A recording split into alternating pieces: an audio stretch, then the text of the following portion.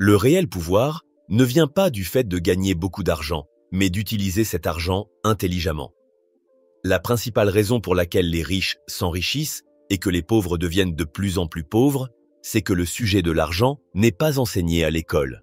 Il est difficile pour des parents pauvres d'expliquer à leurs enfants comment gagner de l'argent, car ils n'ont eux-mêmes pas pu sortir de cette situation. Ils doivent donc se rabattre sur ce qu'ils considèrent être le meilleur conseil possible pour leurs enfants, va à l'école et travaille dur pour obtenir des bonnes notes. Robert Kiyosaki avait lui aussi un père très éduqué, mais qui n'avait aucune idée comment gérer ses finances. Il lui disait sans cesse que c'était mal de vouloir de l'argent, qu'il ne pouvait pas lui offrir quelque chose parce qu'il n'en avait pas les moyens, et que la meilleure solution pour ne pas avoir de problèmes financiers, c'était de travailler dur à l'école.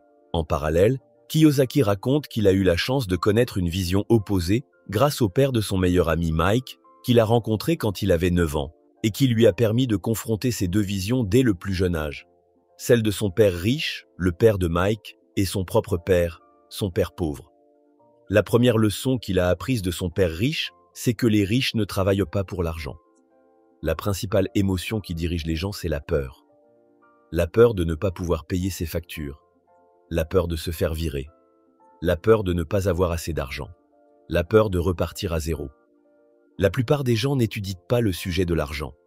Ils se contentent de trouver un job, gagner un salaire et payer leurs dépenses. Et ils pensent que c'est plus d'argent qui va régler leurs problèmes. Mais ils ne réalisent pas que le problème, ce n'est pas leur manque d'argent, mais leur manque d'éducation financière. Cette peur de ne pas avoir assez d'argent est couplée d'une autre émotion puissante, le désir. Le jour où on reçoit une augmentation, on commence à réaliser toutes les choses que cet argent peut nous acheter. On se dit, pourquoi pas acheter une plus grosse voiture, un appartement plus grand et mieux placé, et des expériences plus stimulantes et plus coûteuses. Jusqu'à ce qu'on réalise qu'il nous faut plus d'argent.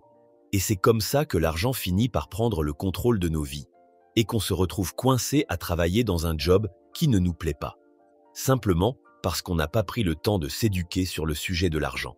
Robert Kiyosaki appelle ça la rat race, ou la course de rats. On s'imagine un rat de laboratoire courir dans sa cage pour trouver une sortie, alors que son sort est déjà scellé. La première clé consiste à réaliser qu'on ne peut pas se contenter de tirer 100% de nos revenus de notre travail salarié, pour ne pas se retrouver coincé dans la course de rats. Ce qui importe, c'est pas combien d'argent vous gagnez, c'est combien d'argent vous gardez. On a tous entendu parler de ces gagnants du loto qui passent d'un seul coup de 0 à 10 millions sur leur compte en banque pour finir fauchés dans l'année, ou des anciens joueurs de foot qui gagnent des millions à 20 ans, mais qui font la queue chez Pôle emploi 10 ans plus tard. La solution, c'est de développer son éducation financière. Si vous voulez devenir riche, la plus importante leçon à retenir, c'est de connaître la différence entre un actif et un passif, et d'acheter des actifs. Les riches achètent des actifs, alors que les pauvres achètent des passifs qu'ils pensent être des actifs. Un actif va mettre de l'argent dans votre poche, alors qu'un passif va prendre de l'argent de votre poche. Un actif va créer pour vous un cash flow positif. Si, par exemple, vous avez publié un livre ou un e-book de qualité pour un prix de 10 €, chaque vente créera pour vous une rentrée d'argent, ce qu'on appelle un cash flow positif de 10 €. Toute chose qui génère un cash flow positif est un actif. Si cet actif ne requiert pas ou très peu de votre temps, on parle d'un revenu passif, contrairement à un revenu actif comme un salaire pour un job qui nécessite votre présence. Si, au contraire, vous avez un abonnement de cinéma qui vous coûte 40 € par mois, cet abonnement génère un cash flow négatif de 40 € tous les mois. C'est un passif. Notez que c'est le caractère répétitif qui nous intéresse ici. Chaque vente de l'e-book va créer une rentrée d'argent et chaque mois d'abonnement va entraîner une sortie d'argent. Si on analyse comment une personne gère son cash flow, on peut rapidement dire si cette personne est éduquée financièrement et prédire son avenir financier. Ce qui manque dans l'éducation financière des pauvres, c'est pas comment gagner de l'argent, mais comment gérer son argent.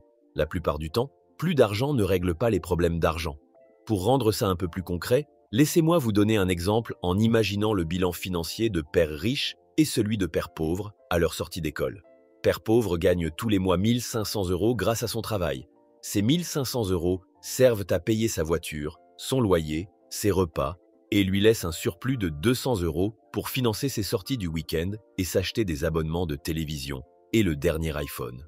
Son bilan financier ressemble donc à ça. Un revenu 100% généré par son job qui est égal à ses dépenses.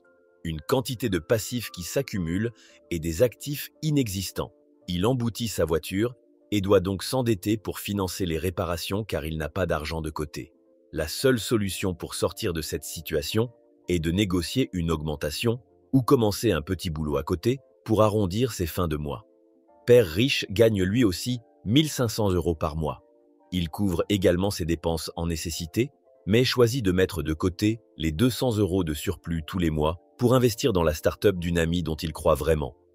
2 ans plus tard, la start-up de son ami est enfin profitable et lui rapporte 500 € tous les mois, auxquels s'ajoute l'argent qu'il gagne grâce à l'e-book qu'il a écrit sur sa passion, le trial en haute montagne, qui lui crée également un revenu secondaire.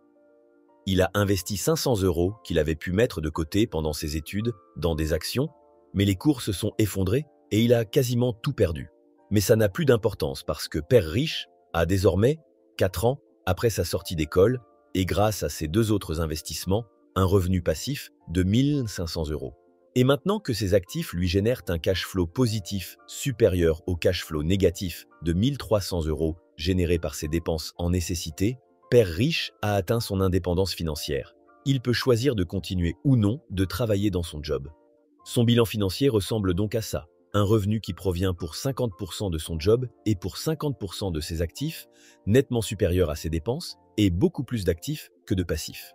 Vous aurez atteint l'indépendance financière le moment où vos actifs vous généreront un revenu supérieur à vos dépenses.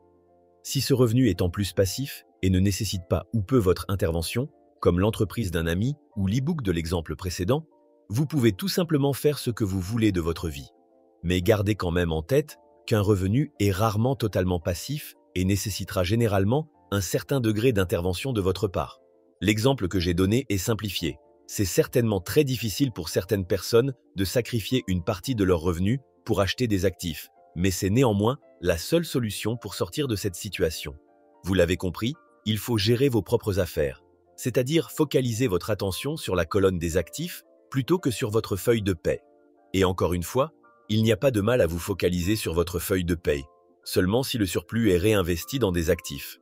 Gardez votre job, mais gérez vos propres affaires à côté. Vous avez différents types d'actifs que vous pouvez acheter. Vous pouvez développer un business qui puisse, dans l'idéal, se passer de votre présence, acheter des titres boursiers, acquérir des droits sur des musiques, des scripts ou toutes sortes de brevets, créer un blog, investir dans des entreprises, dans l'immobilier ou toute chose qui génère un revenu ou dont la valeur s'apprécie dans le temps. Quand vous investissez 1 € dans vos actifs, il ne faut jamais qu'il sorte de ces actifs. Imaginez-vous que chaque euro qui va dans vos actifs devient votre employé. Et ce qui est bien avec l'argent, c'est qu'il travaille jour et nuit et peut travailler pendant des générations à faire marcher l'économie et en créant pour vous un revenu. La dernière leçon que j'ai retenue de ce livre, c'est que les riches inventent l'argent. Il faut d'abord développer nos connaissances avant de chercher à gagner de l'argent. Avant de commencer à investir, il faut d'abord apprendre à investir. C'était tout pour cette vidéo. À bientôt